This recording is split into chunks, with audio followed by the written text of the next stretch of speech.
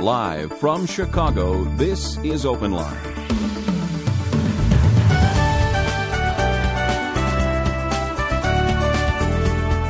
Tonight, questions and comments from across the nation as we tackle important issues and topics of interest. Our phone lines are open right now at 312-329-4460. Stay on the line until we take your name and number.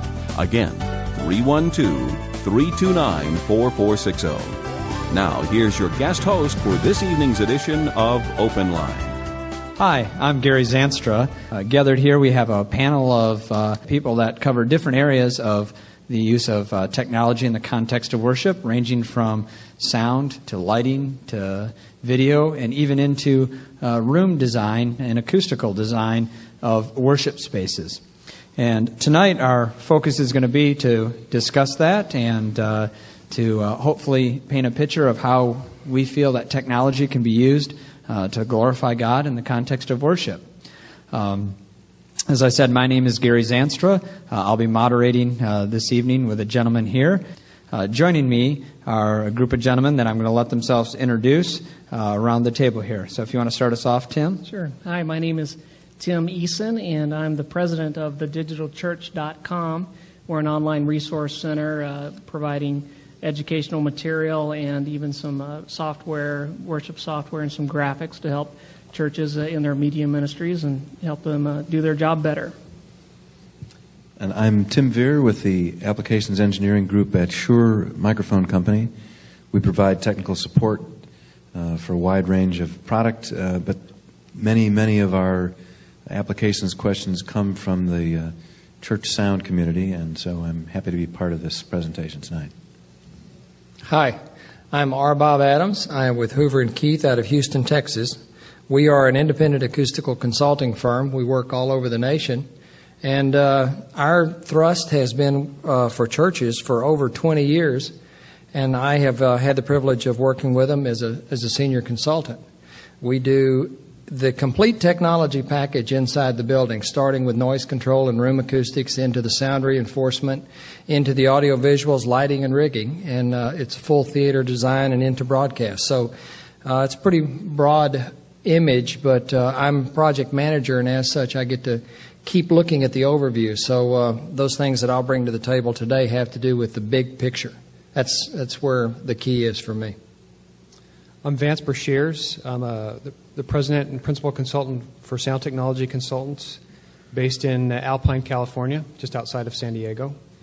And we specialize in acoustics and room design, sound systems, lighting and video systems design as well, and kind of in a consultant role.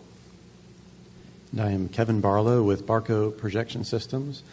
I'm the market manager for Church and Worship and have been in the audiovisual industry for 15 years.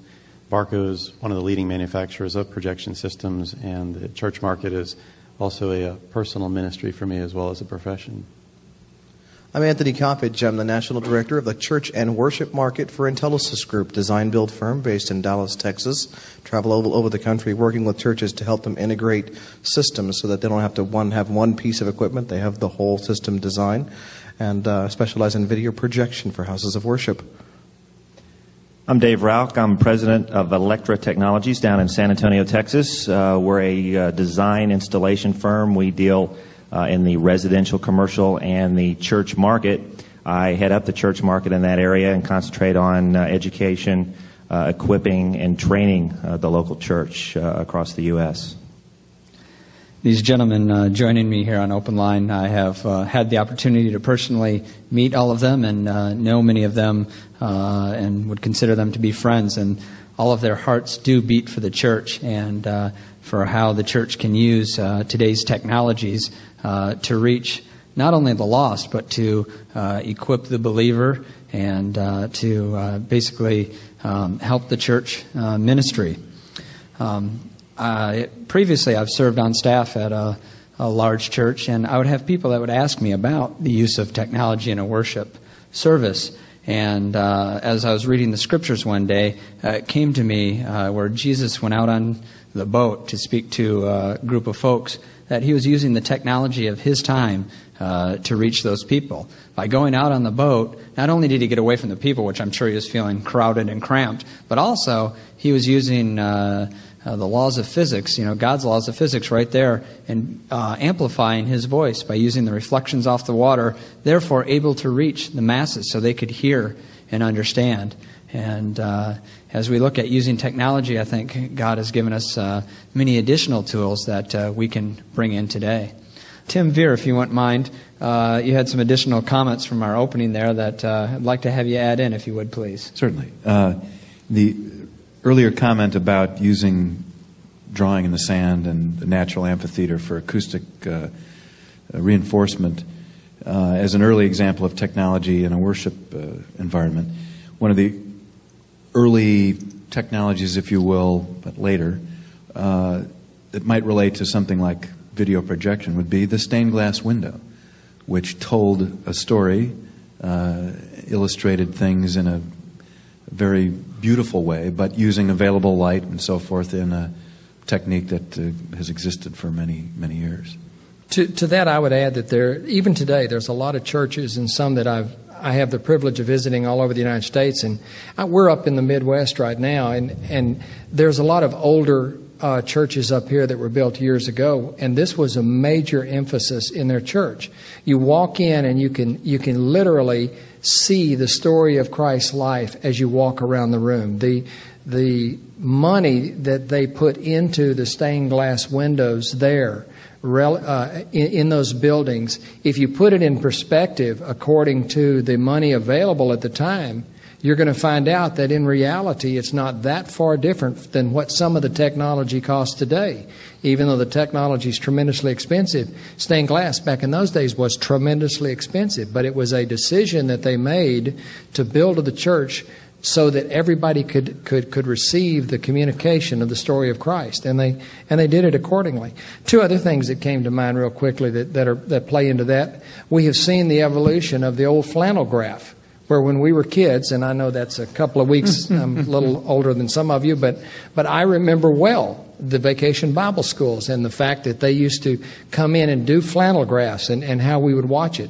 And then there were people that would come in with the chalk talks and the black lights, and how everybody would watch the chalk talk, because right at the end, when he turned on the black light, there was this expectation of what was really being said deep down inside the chalk talk. And those are just another example of technology being used. Thanks, R. Bob. I appreciate that. Kevin, do you have something you want to add to that? Well, I think it really has to do with being able to utilize the concept of word pictures in a truly dynamic method. So we take the technology that's available today, and whether it's a company or a school or a church, embracing the current technology basically allows you to stay ahead of the curve in reaching the audience, reaching the people. And when I say reaching them, what I'm talking about really is going over their brains and getting into their hearts. That's the beauty of word pictures in stories, in the written word. That's the beauty doing it well with visual, whether it's a projection system or an orchestra or a praise team. You're basically trying to get past the intellect into the emotions.